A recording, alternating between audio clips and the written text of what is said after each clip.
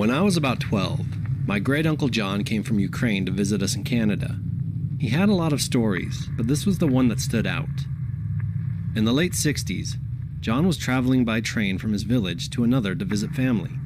He had to change trains at one point and was dropped off at what amounted to a platform in a hut in the middle of nowhere. There was no one else at the station, and other than a dirt road that led off into the surrounding woods, there was nothing there. He waited for some time, but no train came. It was winter and getting colder and darker, and just about the time he started worrying about a place to stay and some food to eat, an old woman appeared out of the twilight.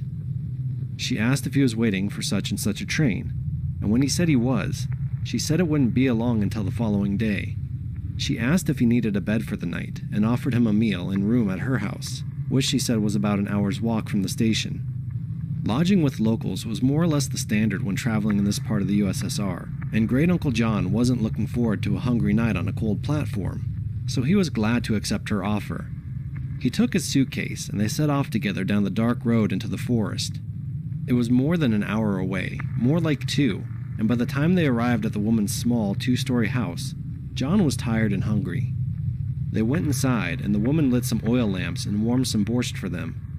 It was the first time John was able to see the woman clearly, and he was a bit startled to realize that the old woman was actually a man. Not wanting to pry, and too tired to care, John finished his soup and asked where he would be sleeping. She led him up the stairs to a tiny room with a window that contained a single bed and nothing else.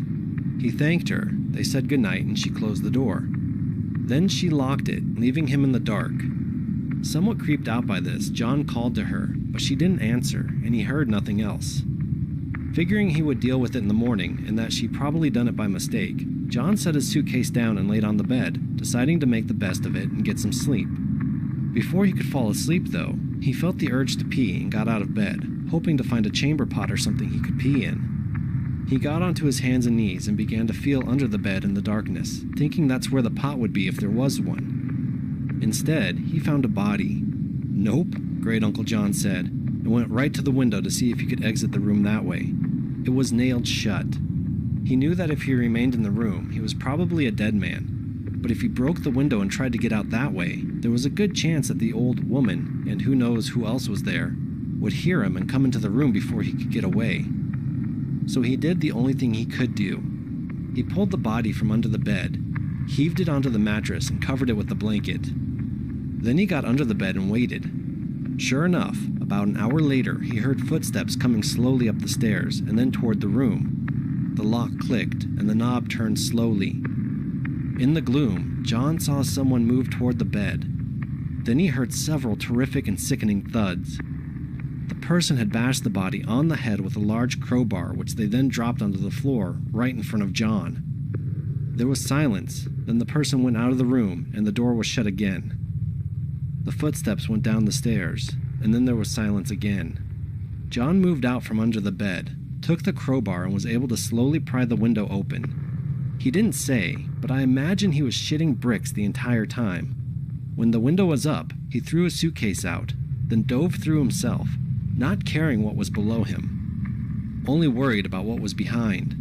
He landed without too much injury, and began to run into a field behind the house towards some lights in the far distance. It turned out to be a highway with some military and transport trucks on it, and John was able to get a ride to another village where he could catch a train. He didn't bother reporting what had happened to the authorities, since at that time in the USSR, there was a distinct chance he would have been the one to have gotten in trouble. He just thanked God he escaped and decided that the next time he traveled to visit relatives, he would take another way.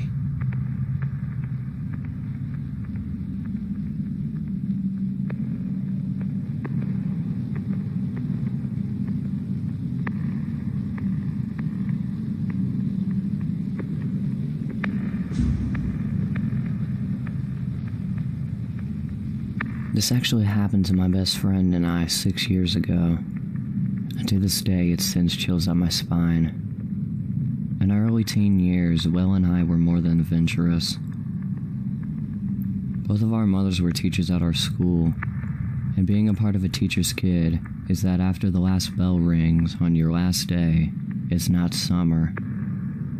You can look forward to one more week of waking up early, so you can help your parent clean up their classroom and pack up textbooks. It's always boring, and most of the days our mothers are in meetings, so we ran around an empty school.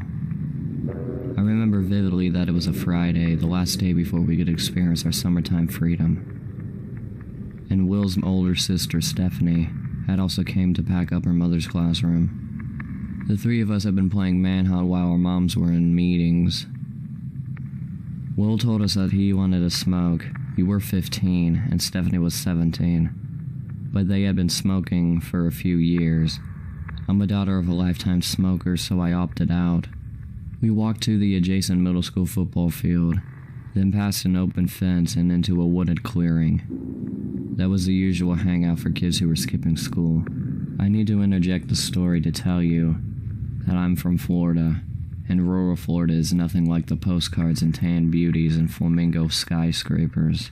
My hometown exists only because someone developed a way to make a semi-livable land out of a swamp. So Will, Stephanie, and I sat on the outskirts of this clearing as they smoked, until we decided it'd be fun to walk through the woods.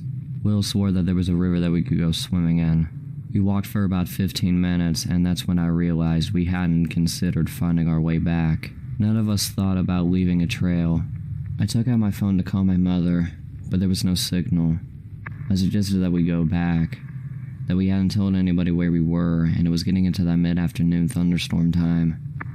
They agreed that we should turn back, and we thought we had. It turns out Stephanie has no sense of direction, and she led us deeper into the forest.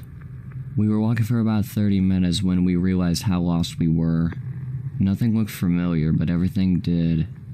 The same scenery that we'd seen when we entered surrounded us, and I quickly formed a plan. Still to this day, I'm the only one worth a damn in an emergency. I thought if we find an open space, we could signal for help or maybe get a signal from my phone. We walked for 30 more minutes before we saw a hunting tree stand, which was more than odd. By this point, I knew we were crossed over into the national park behind our school, and hunting was strictly forbidden. More walking, less talking. We were dehydrated, hungry, and bleeding from going through a field of palmettos. Will was the first one to see the cages, at least 20 of them. Huge metal cages, with hatches propped open by sticks. Stephanie suggested that it was for catching wild boars, but none of us have ever heard about any boars around town. Some of the cages had dried blood around them, and one looked as though it had been kicked hard from inside.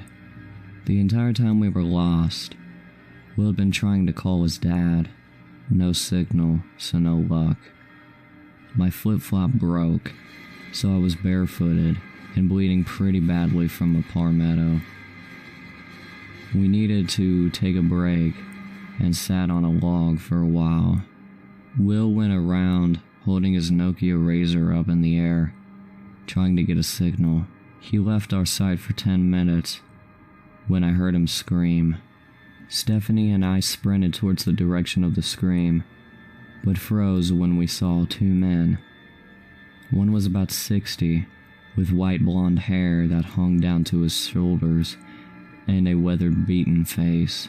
He was covered in dirt, and the demi shirt he was wearing was shredded to bits. The other was about 20, and looked though as he had left his job at a cubicle, a button-down white shirt and nice pants.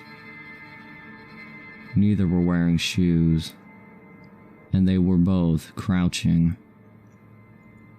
These two men were squatting and looking directly at us, their arms limp, dangling, close-lipped smile. They stayed like that.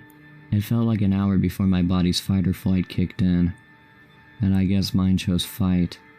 I crouched too and stared them down. After what I guessed was maybe 3 minutes, the older man stood up and ran into the woods, and the younger one followed. Will re-emerged from the woods not long after, hysterical. He was crying hard and he had peed himself. He asked me repeatedly why we hadn't came when he was screaming, and I tried to explain that we couldn't because of the two men. When he finally seemed to understand what I was saying, he stopped crying and went silent. We walked for another 20 minutes in dead silence when I saw pavement. We had finally run into civilization. A bike trail that runs through the national park, to be exact. I had never been so happy to see asphalt. We called our parents and sat on the ground and cried together. It had only been 4 hours, but it had felt like days. My mother brought me a jug of water and yelled at me for running into the woods, but she was so relieved I was okay. I told her about the two men and she thought that warranted telling the cops, so I wrote my statement down, and that was that. I never heard anything back from the cops. About 2 weeks later, Will was over at my house playing video games when he brought up the situation of the woods. Through bites of pizza, he told me that he hadn't even seen the two men. When he was searching for a signal, he heard pine needles being crunched underfoot, and it sounded as if something was bounding at him. So he hid. He didn't even look behind him, just hid behind a fallen tree. The noise stopped, so he stood up to come back to us when he saw a woman crouched about 15 feet from him. She had dried blood in her hair and all over her skirt. That's when Will screamed, and she stared at him until she turned and ran into the woods. To this day, I don't think anyone ever found them, and I refuse to step foot into that park.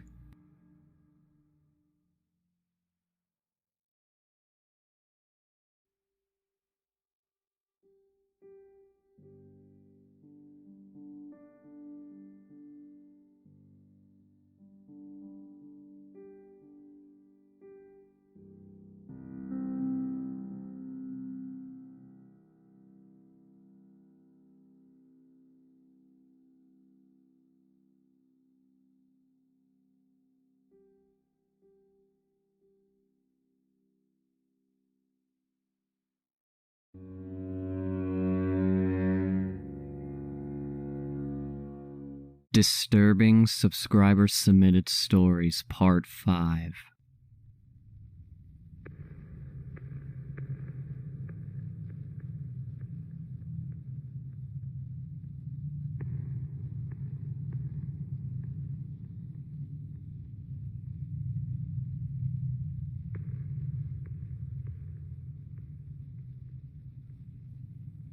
So I used to live next door to this creepy old lady. She would stare at me when I went to school and when I came back from school every day for like a whole year. And I noticed she was following me to school and back to the crib. So really I'm just glad that we moved, because my mama told me that she heard noises coming from my room at 12:30 in the morning, and that the old lady was looking through my window.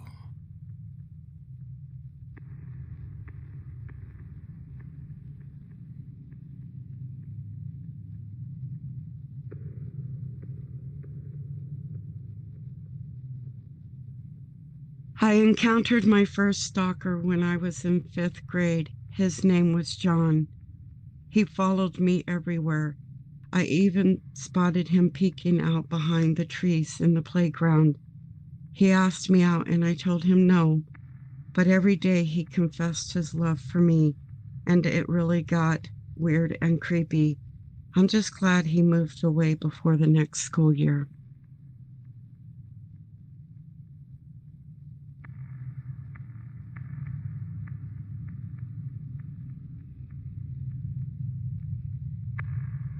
This happened to me recently. I had to use the bathroom badly, so I headed to the restroom. I get there and head into a stall. I sat down when I heard on the intercom that we were going into a lockdown. I began to panic as I heard footsteps coming down the hallway. The bathroom door opened, I lifted my feet up and covered my mouth. I heard boots clicking on the tile, followed by stall doors slamming open. Then the feet stopped right by my stall door. I thought, this is how it ends for me. The man lifted his head over the stall, and it was my principal. He told me to come out and come with him. I did. The moment we left the restroom, we got shot at. I ran for my life out the emergency exit and down the playground. The police showed up shortly after. The principal had to go to the hospital due to getting shot in the leg, but at least he survived.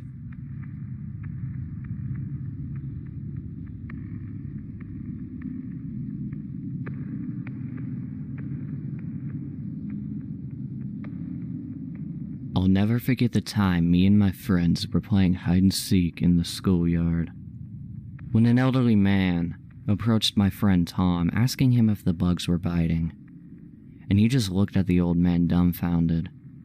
The man grabbed his hand and pulled a syringe out of his pants pocket and said, "This is so the bugs don't bite."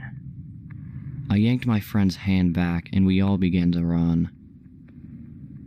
The man was ill in the head, and hopefully he's getting the proper help he needs.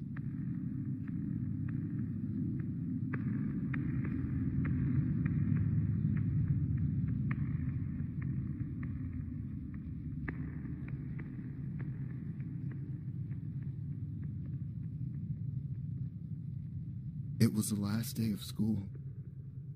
I was ready to leave this hellhole and go home. But something happened that I'll never forget. The bell rang and I was excited to leave.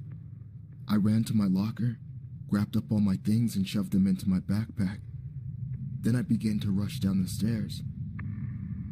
That's when I heard a loud commotion. Everyone was panicking. Teachers were terrified. Students were crying. Someone had shot and killed the bus driver.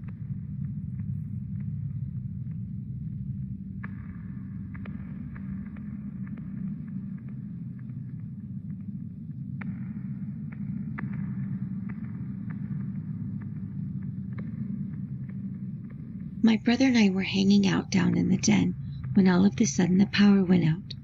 My brother and I went back upstairs to a sea of blackness. Everything was out. We bumped into damn near everything as we tried to guide ourselves through the house.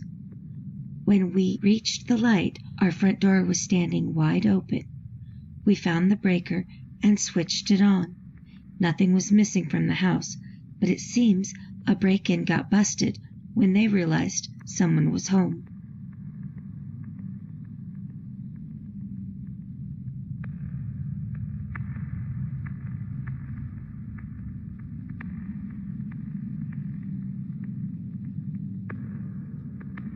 I was home alone as usual per Friday nights. As I sat on the sofa, I heard something fall in the kitchen, and I went in to investigate, and there lay a box of cereal. I picked it up and put it back on the counter and sat back down. I began reading a book when I heard a cabinet in the kitchen open. I went in there again to see no such thing. I decided I was hearing things and being a bit paranoid, so I went out for a quick walk down the street to clear my mind. I came back inside 15 minutes later when I heard a door slam shut from upstairs. I ran out of the house and didn't go back in until my parents came home. No one exited the house, so I was afraid whoever slammed the door was still inside. My dad grabbed a pistol that he kept in his glove box of his car and stormed to the house. He found no one, but did mention that one of the upstairs closets was locked. I thought what I experienced was completely paranormal.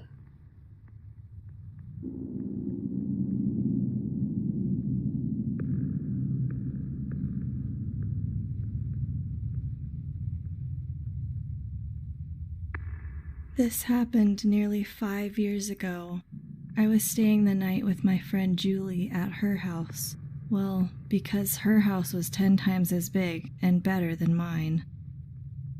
It was 6 p.m. and we decided on the following: playing tag in the dark. I was it and began running after Julie, and she ran into a room. As I began to chase after her, I saw a shadowy figure down the hallway, crouched down like whoever it was trying to hide. I thought it may have been Julie, but I could have swore she just went into the next room over. I began to walk over to the figure. When I get about 10 feet from it, I notice it's a man who looked to be in his late 40s. Balding, he was holding something in his hand. Then he pressed his finger up to his mouth, symbolizing me to be quiet. I let out the biggest scream I could possibly produce. The man then ran through an open window out of sight. Her mother came rushing toward me. I told her about the man and she called the police.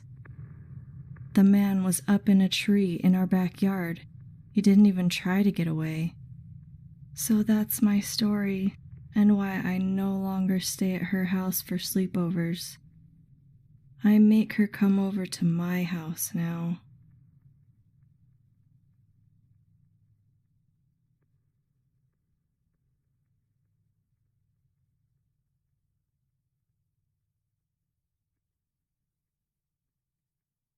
I live next door to an abandoned building. I didn't think much of it until I started hearing moaning type of noises coming from inside the house. At first I thought it was just teens, sneaking in there to have sex. But that theory changed quickly when I heard a tap on the outside of one of the windows parallel to my bedroom. On the second story of the house I peered through to see a face looking directly at me. I screamed and fell backwards. For months I would hear the same tap, but I never had the guts to look back out my window. I ended up moving because of that. I just hate whoever moves into my house, because it would be their problem.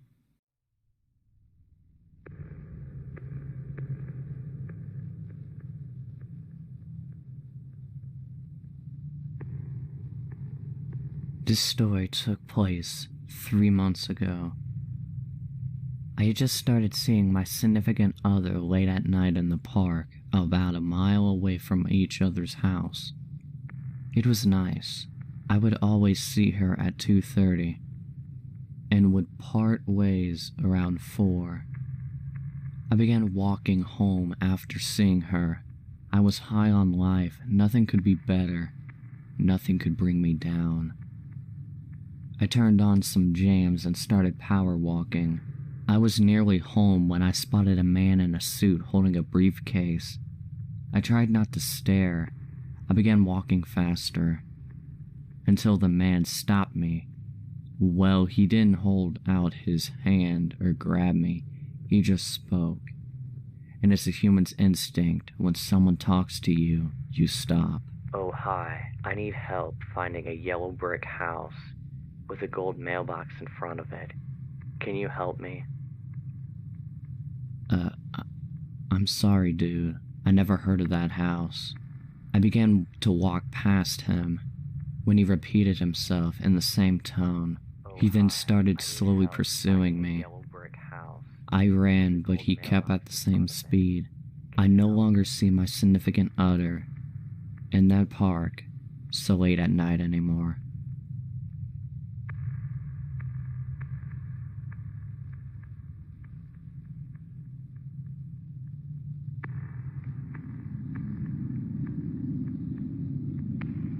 It was summertime, and my friend and I were going over to the pool as it was 70 degrees and we were baking in the sun. We walked over there and hopped in. We spent 45 minutes soaking in the icy water when a creepy-looking guy came out of nowhere and asked us to help him find his dog. We were sad for him despite his appearance and began walking with him. Then he said, "There is no dog, but you're coming with us." All of a sudden, a black SUV pulled up and 2 large men hopped out. I grabbed my friend's hand and we ran to her father, who is an ex-cop, but we managed to forget anything that could catch them.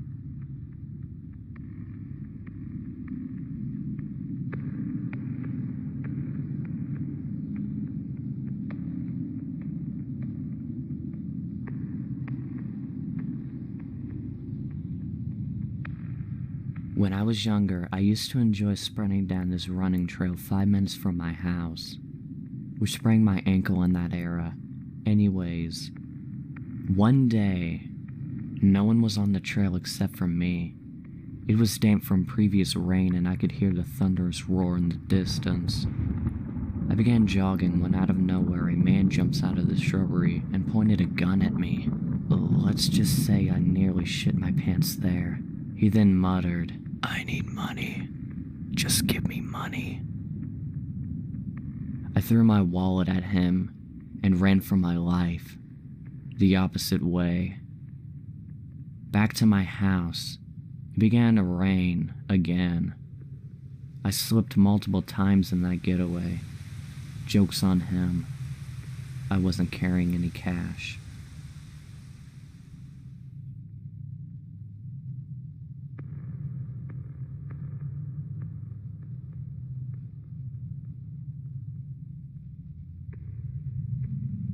Me and a buddy of mine went camping together in Vermont, literally deep in the woods.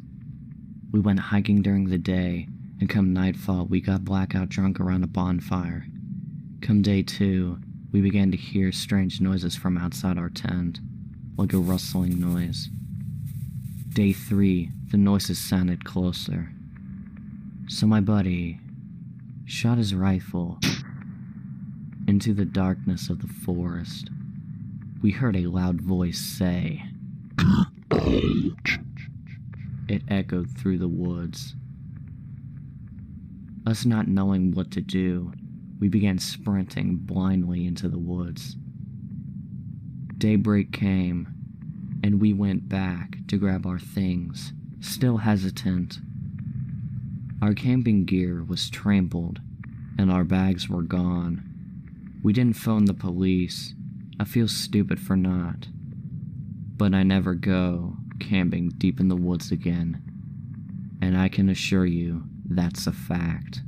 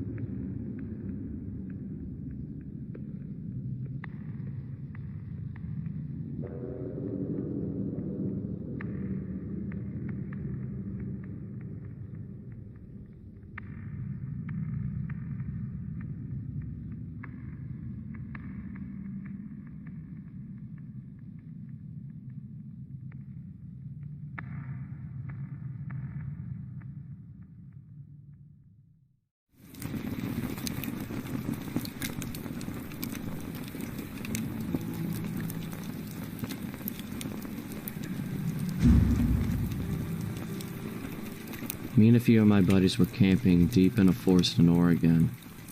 We had been drinking all night. We had a campfire going, everything was good. Out of nowhere, we hear this blood-curdling scream. We all jump up, scared shitless as the sobering reality hit us. We were deep in the forest alone, or at least we thought we were alone. Then the scream sounded off, this time only a few trees away. We ran through the woods and ended up sleeping in our car for the night. I never go camping deep in those woods anymore.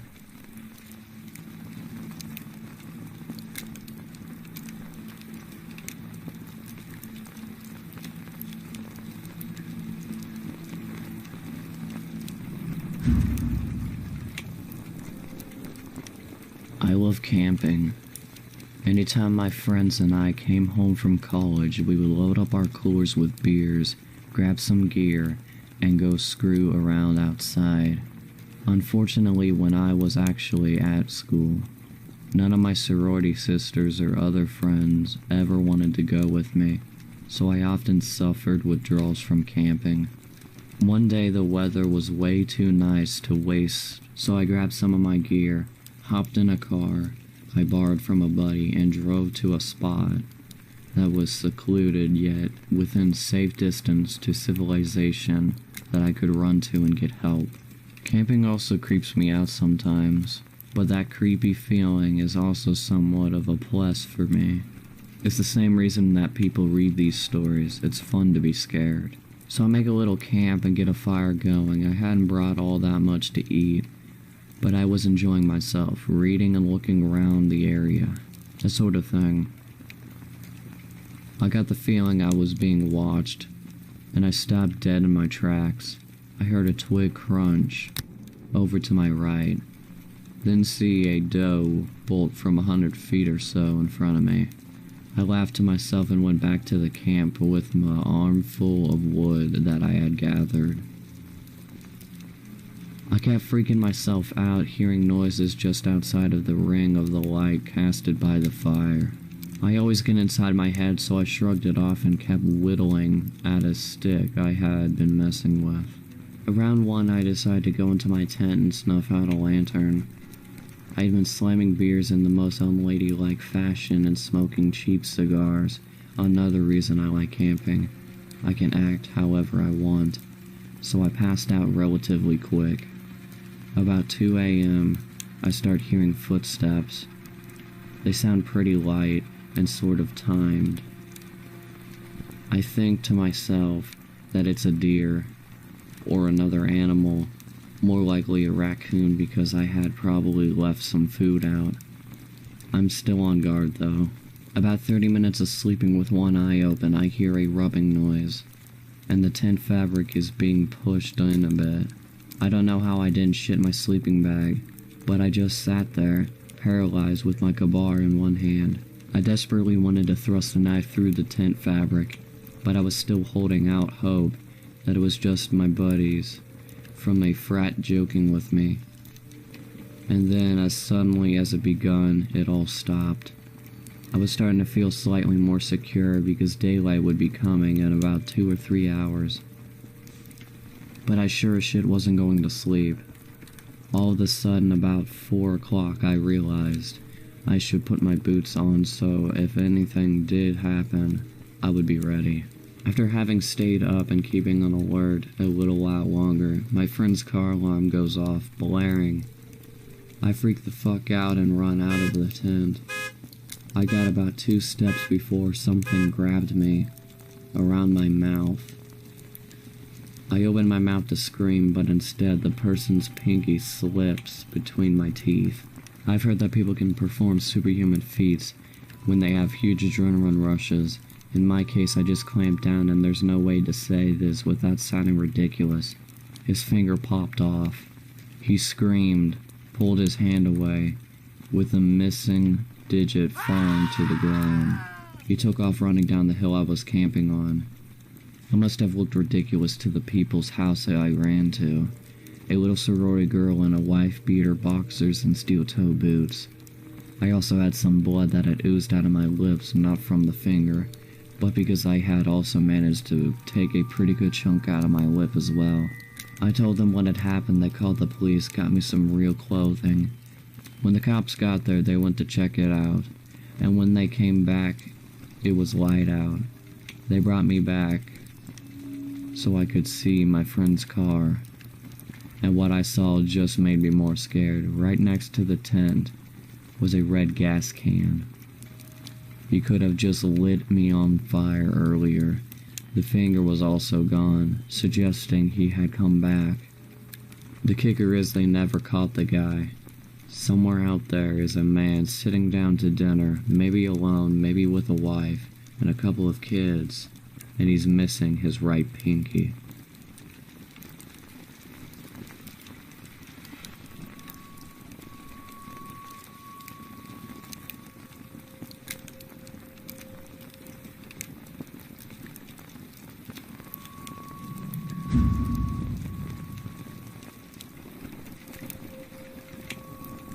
I worked summers as a camp counselor in the northern parts of Ontario, Canada. On the date this particular incident occurred, I was camping with a group of 10-year-old boys on the same lake the summer camp was based on.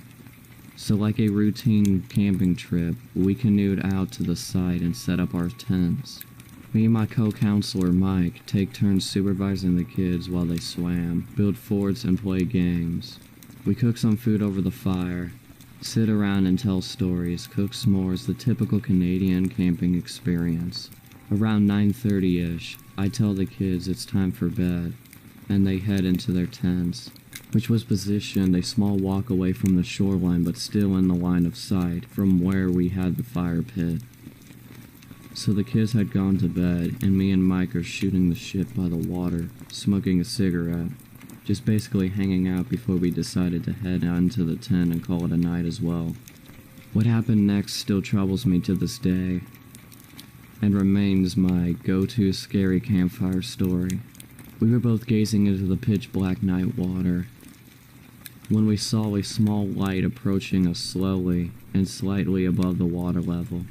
We speculated what it could possibly be for a few minutes, but it came close enough for us to see that it was mounted on the front of a kayak and someone was approaching our campsite.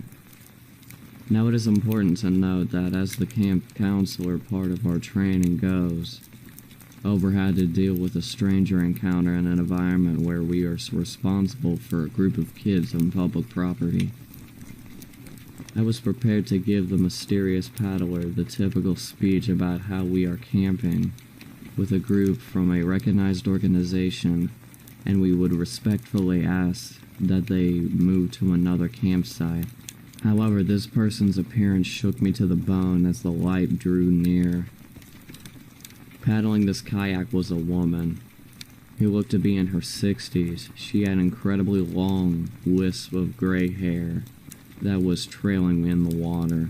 Her skin looked like old leather, and her dead-looking eyes were tough to spot under all the wrinkles. She looked directly at me, and when she spoke, I realized she was missing most of her teeth. "Are all of your children safe in their beds?" she asked me, pointing in the direction of the tents. Not really knowing how to respond and quite frankly shitting myself, I respond by telling her that they were fine and she had to leave. "That's good. Just expected for this time," she said with a smile, then turned her kayak and paddled off into the night. At this point, myself and Mike were legitimately very creeped out, not only by the appearance of this mysterious woman who resembled a freaking corpse, but also her inquiry on the whereabouts of the safety of our kids we had brought on this trip. Not knowing what else to do, we grabbed our hunting knives and sat by the fire after checking on the kids. Half an hour later is where shit started to get really creepy. Across the lake, a female counselor was leading another trip for kids the same group age as ours. She sent me a text which read along the lines of, "Hey Sean, stop screwing with us. This isn't funny. My kids are really freaked out." I instantly called her and let her know I had seen someone near my campsite that seemed eerie, and that I was not playing a joke. Apparently, one of their kids had opened their tent to take a piss, and seen a woman with long hair standing with her arms open towards them near the shoreline.